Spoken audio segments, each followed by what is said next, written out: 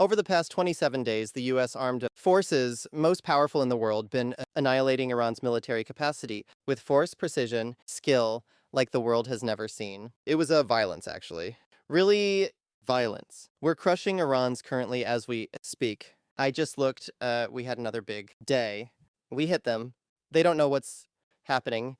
At Nellis Air Force Base in Nevada, F-16, fighting Falcon fighters are being prepared for a combat sorting. Ground. Crews tow the aircraft out of the hangars and onto the flight line. Fuel. Trucks connect and fill the tanks to full capacity. Mechanics remove engine. Intake covers, check the landing gear, and run through the pre-flight inspection checklist. In the command center, a full mission. Briefing is underway for Madison Marsh, who will be flying on this sortie. The briefing covers the flight profile.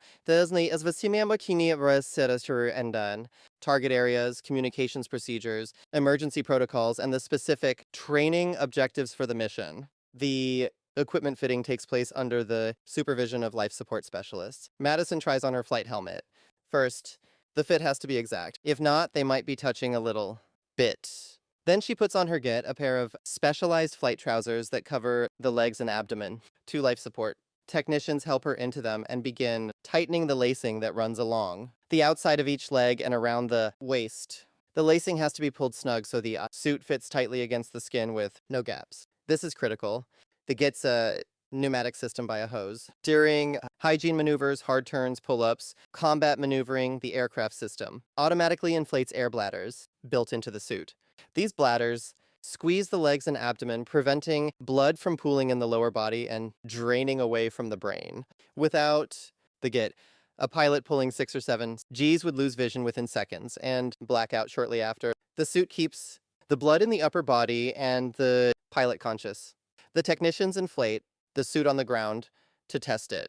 The bladders fill, squeeze tight around the legs and stomach, then deflate. The system works. Madison is cleared to fly, and then we'll have you do it again once. You have your leg straps on. On the flight line, an F-16 is waiting. 2. Madison walks out to the aircraft, and Chiu enters Asanta and Chiu eyes, climbs the boarding ladder, and takes the rear seat in the 2-seat F-16D trainer variant. The lead pilot, the aircraft commander, sitting in the front seat, runs through a cockpit orientation with her, pointing out the instruments, the ejection seat, handles the oxygen connections, and the procedures she needs to follow during the flight, what to do if they have to eject, how to communicate, what to watch on the instruments. The briefing is thorough but quick. Once Madison confirms she understands, the lead pilot climbs into the front seat and straps into the ejection harness. Shoulder, straps, lap belt, leg restraints, all tightened and locked. The canopy lowers and seals. The engine starts. The single Pratt & Whitney F-100. Turbofan spooling up behind them with a rising whine that builds into a roar. The F-16 rolls out of its parking spot and heads for the runway. M's heat. On the runway, the pilot pushes the throttle forward into afterburner. The jet accelerates hard, presses both crew members back into their seats, and lifts off. The landing gear retracts, and the fighter climbs steeply into the clear Nevada sky. The training flight is designed to simulate real combat conditions as closely as possible. The F-16 drops to low altitude and flies fast over the desert mountain ranges surrounding Nellis. The terrain rushes past below, ridgy lines, canyons, dry valleys. The pilot weaves between the mountains,